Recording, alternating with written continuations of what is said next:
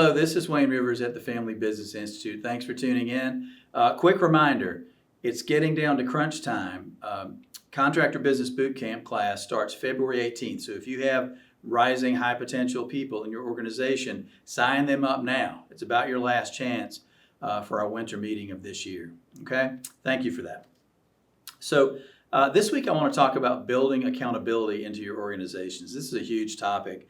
And my friend and peer group member Arlen Sorensen came up with some discussion about this that got me thinking. So what's important about this to you? Well, we all want accountability in our organizations. And when we do our SWOT analysis and our strategic planning, we have our peer group meetings, accountability is one of the things that always could be better or stronger in our member organizations. So Arlen laid out about 5 specific steps for creating better accountability in your organization. So let's walk through them one by one. The first thing is the senior leaders have to be accountable. If you're preaching, do this way, do this that way, this is the way we do it here, and yet you're not doing it that way. You're the exception to the rule. That cascades throughout your organization. So the senior leaders have to be accountable first. Now, it's very difficult in a closely held company.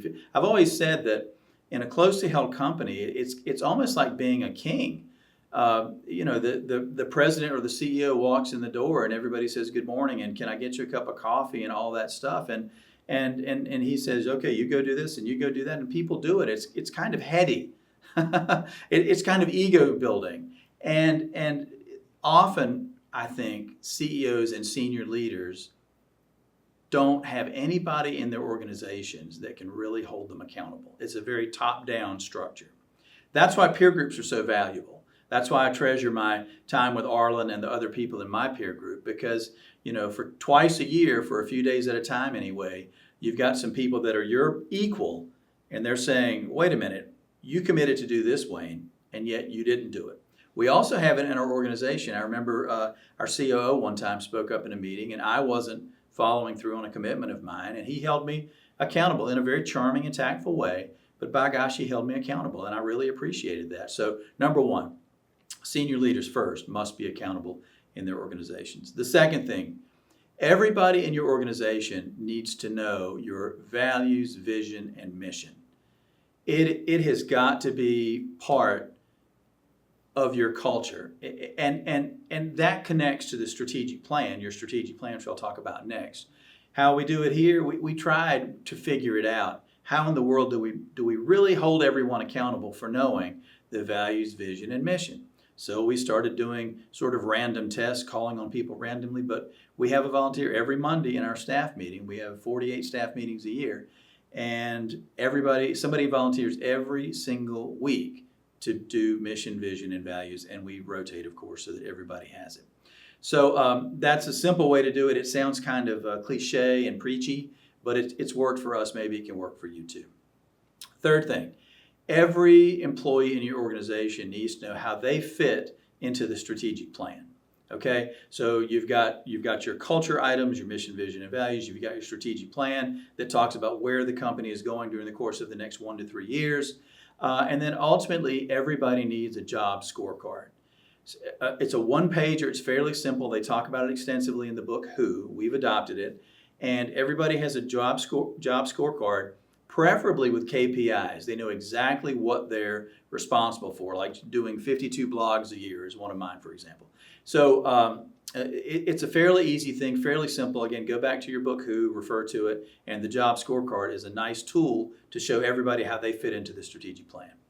The fourth thing is you need a regular rhythm of meetings. So you've got all this stuff out there, mission, vision, values, your strategic plan, your job scorecards. How do you draw this back into communicating with individuals and groups of individuals? Well, you need a regular rhythm of meetings. Some people believe in a daily huddle. That's okay. Some people believe in quarterly meetings. That's okay too. It doesn't really matter so much to me what your regular rhythm of meetings is. It's just that you have to have them. I don't think an annual meeting is enough, not even close. I don't think quarterly meetings are enough, even though we do that. I think weekly meetings work best because we live our lives in chunks of 1 week at a time. This week I have to do X, Y, and Z. I have to take my mom to the doctor. I have to make sure my kids are prepared for their test on Friday. You know, we live our lives in 1 week, 7-day chunks.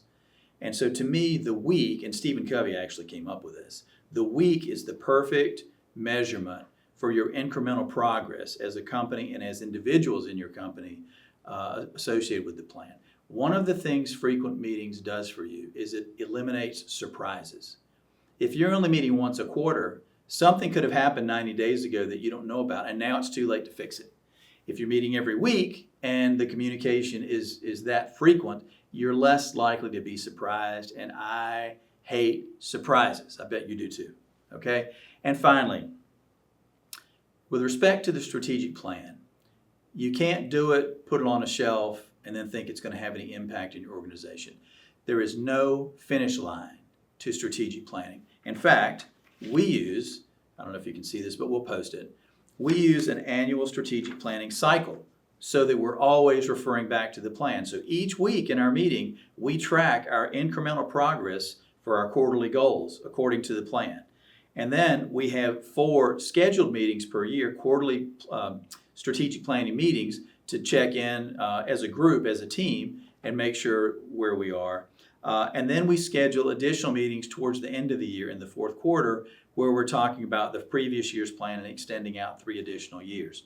By about July, August, September, we're already thinking about the upcoming plans for future years. So don't put your plan on a shelf. Get into a rhythm, get into a cycle of reviewing your plan. In 2020, let's face it, we all had to change our plans. We reforecast our plan in April when we saw that, the pandemic was going to have an effect on our business. And so we revised our forecast downward, unfortunately, but we got within 2%. So we finished a little bit ahead of plan, of revised plan, and we were only 2% off. That's one of the things that rhythm of meetings about strategic planning will do for you. It will make you good at forecasting. We're always within 1 or 2% of our forecast. Last year it happened to be a reforecast, but that's just the way it is. Okay, plans, no matter how elaborate, I don't care if your strategic plan is that big. If it's not connected to your people and their weekly activities in your organization, it'll break down. If you want accountability, build a strategic plan, hold your people accountable to mission, vision, and values. Do the job scorecard with the KPIs and hold people to it. And remember, the most important piece is you as the senior leaders first must be accountable yourselves. I'd like to hear how you do it in your organizations. This is Wayne Rivers at the Family Business Institute. Thank you.